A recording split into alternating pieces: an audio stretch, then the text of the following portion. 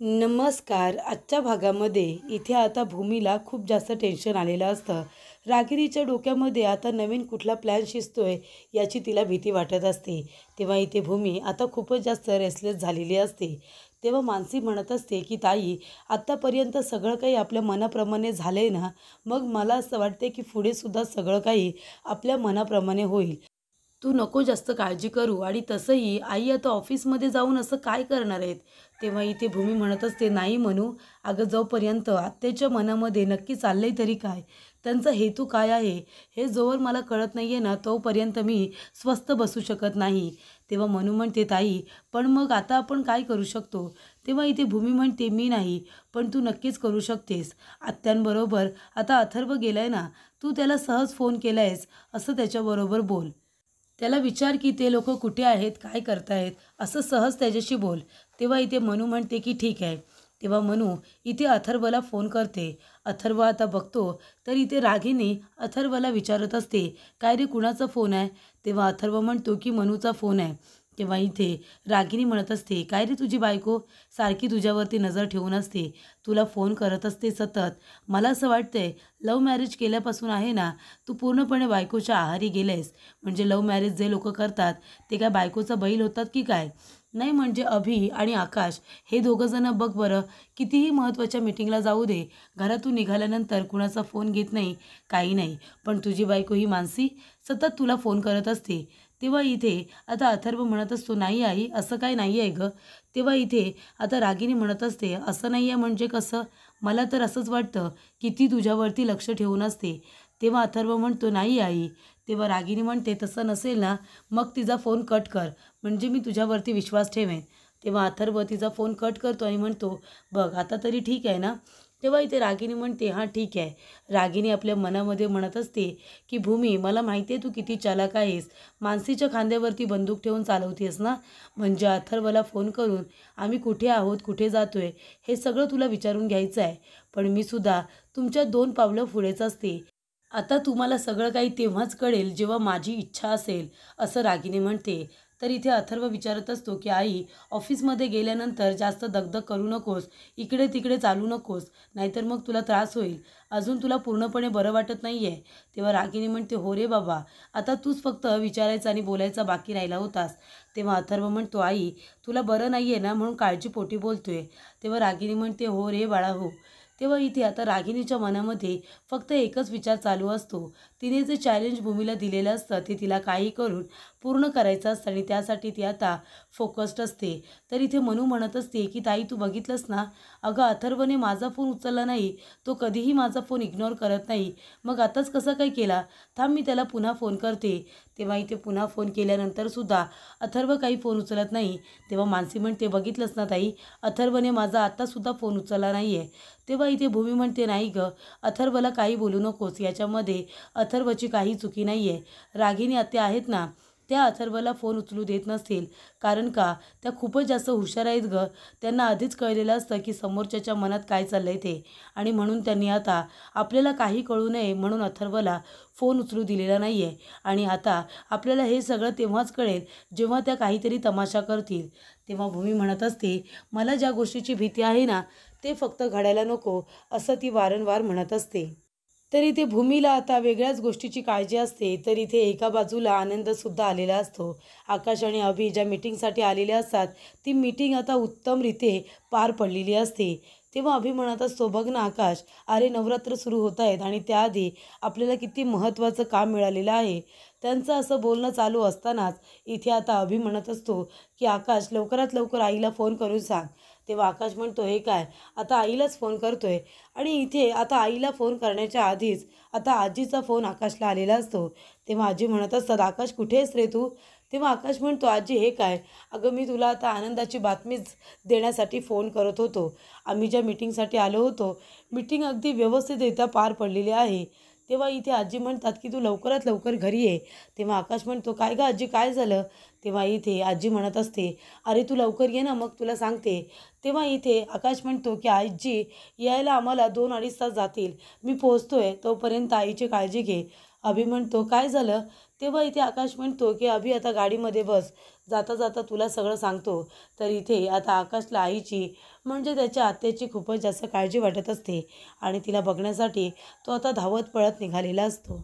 काय झालं आईला? आई ठीक तर आहे ना? असं म्हणाल्यानंतर अभिसुद्धा खूप जास्त घाबरलेला असतो. तर इथे भूमीने आई योगेश्वरीसमोर आता दिवा वगैरे लावलेला असतो. पणती वगैरे लावलेली असते आणि सगळं काही व्यवस्थित चालू असताना रागिणीने आता सगळी घाण केलेली असते असं भूमीला वाटत असतं. कारण आजी आणि घरातले सगळेजणच खूप जास्त टेन्शनमध्ये असतात. तेव्हा इथे भूमी म्हणत असते, आजी हे बघा नका त्रास करून घेऊ. आत्यांना काही होणार नाही आहे. तुम्ही कशाला उगाच टेन्शन करताय. तेव्हा आजी म्हणत असतात, अगं भूमी म्हणजे बघ ना, आकाशचे आई-वडील म्हणजे माझा मुलगा आणि माझी सून मला सोडून निघून गेले. आता माझी एक पोटची पोर राहिलेली आहे आणि तिचीसुद्धा अशी अवस्था झाली. नेमकं तिच्याबरोबर काय घडले आपल्याला काहीच माहिती नाही आहे. ती आल्यापासून रूममध्ये तिने स्वतःला कोंडून घेतले आणि रडत बसली. कोणाला काही सांगायलासुद्धा तयार नाही आहे. आता तिचं जर काही झालं तर मी काय करू? तेव्हा इथे भूमी म्हणत असते की रागिनी पटवर्धन, अहो स्वतःचा स्वार्थ सिद्ध करण्यासाठी स्वतःच्या आईलासुद्धा वेठीस धरलं तुम्ही. स्वतःच्या आईलासुद्धा रडवताय. लाज नाही वाटत हे सगळं करताना? तेवढा तिथे मानसी येते. भूमी म्हणत असते की मनू, अगं अथर्वने तुला काही सांगितलं का? नेमकं काय घडलं ऑफिसमध्ये? तेव्हा मनू म्हणत असते, नाही ना ताई, अगं अथर्वने सुद्धा मला काही नाही सांगितलं पण तो एवढंच म्हणत होता की असं काही घडलेलं नाही आहे. एक छोटा इन्सिडेंट्स घडला पण एवढं काही घडलेलं नाही आहे की जेणेकरून रूममध्ये स्वतःला तोंडून घ्यायला पाहिजे आणि रडायला पाहिजे. तेव्हा इथे भूमी म्हणत असते, आता आपल्याला हे सगळं तेव्हाच कळेल जेव्हा आकाश इथे येईल आणि जर एवढं रडण्यासारखं नाही आहे मग काय झालं असेल ते ऑफिसमध्ये. तेव्हा इथे आकाश येतो आणि म्हणतो की आजी काय झालं आईला? आई कशी आहे? का रडते ती? तेव्हा इथे आजी म्हणत असते, अरे आम्हालासुद्धा काही कळत नाही आहे. जेव्हापासून ऑफिसमधून घरी आली आहे तेव्हापासून ती रडतच आतमध्ये गेली आहे. आम्हाला सांगितलंसुद्धा नाही की नक्की तिच्याबरोबर तिथे काय घडलं, कुणी तिला काय बोललं. तेव्हा आकाश म्हणतो, अगं पण मग अथर्व गेलेला ना बरोबर? अथर्वने काही सांगितलं नाही का? तेव्हा इथे मनू म्हणते, सांगितलं ना. तो म्हणाला की इन्सिडेंट्स घडला छोटा पण एवढं रडण्यासारखं काही नाही आहे असं म्हणाला. तर इथे आकाश म्हणत असतो, तुम्ही सगळेजणं बोललात काही बरोबर? तेव्हा आजी म्हणतात, हो रे आम्ही सगळेजणं बोललो पण तरीसुद्धा रागिनी आमच्याबरोबर काही बोललेले नाही आहे. कदाचित ती तुझ्याबरोबर काहीतरी बोलेल. एक काम कर आकाश, तू जा तिच्या रूममध्ये जा आणि तिला विचारण्याचा प्रयत्न कर की नक्की असं काय घडलं आहे म्हणून तू स्वतःला कोंडून घेतलेस आणि रडत बसली आहेस. तर इथे रागिनी आता आपल्या रूममध्ये बसून रडत असते. तेवढ्यात तिथे आकाश येतो. आकाश म्हणत असतो की काय झाले आई? आई बोल ना गं, काय झालं आहे? तू का अशी आलीस रडत? ऑफिसमध्ये काय झालं? कोणी तुला काय बोललं का? तेव्हा इथे आता भूमीला ऐकून घ्यायचं असतं की नक्की रागिनीने काय नाटक रंगवलं. तेव्हा इथे आता रागिनी आकाशचा हात पकडते आणि रडायला लागते. ती म्हणत असते की आकाश, संपलं रे, सगळं संपलं रे. ज्या ठिकाणी मी सुगंधी फुलं लावत होते तिथे आता शेणाच्या गोवऱ्या झाल्यासारखं वाटतंय.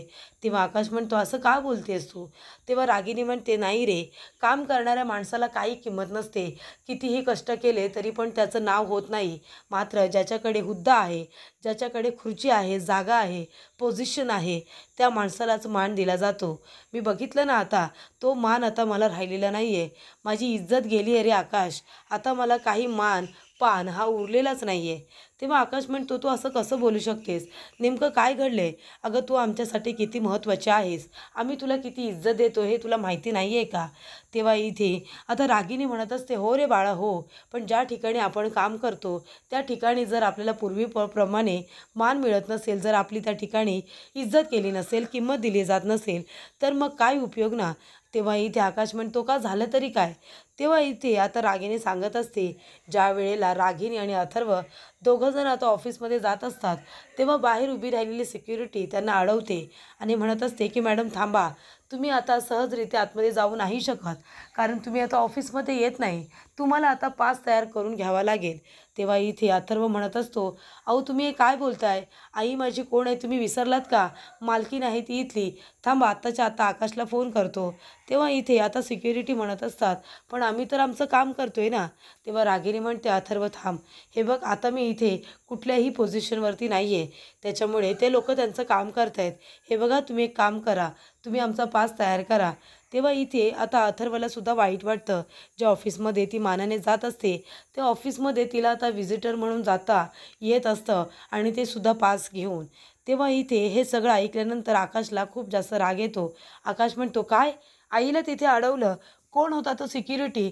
त्याला माहिती नाही आहे का त्या वॉचमनला आई तिथली मालकीण आहे, तिने हे सगळं उभं केलं आहे.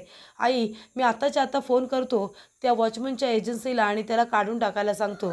तेव्हा इथे रागिनी म्हणत असते, आकाश अरे असं काय करतोयस तू?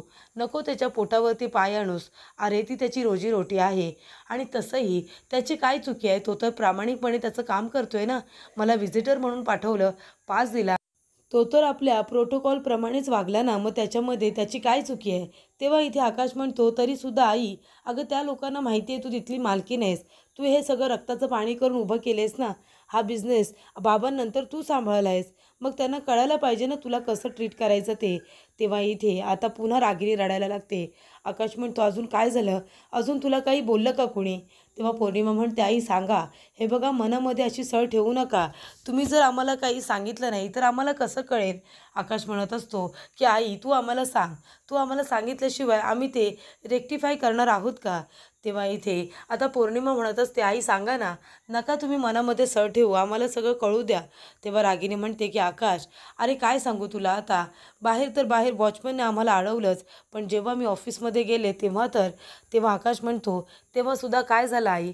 सांग ना तू. हे बघ मला कळू दे. आपला स्टाफ तुझ्याबरोबर कसा वागला हे मलासुद्धा कळायला पाहिजे ना.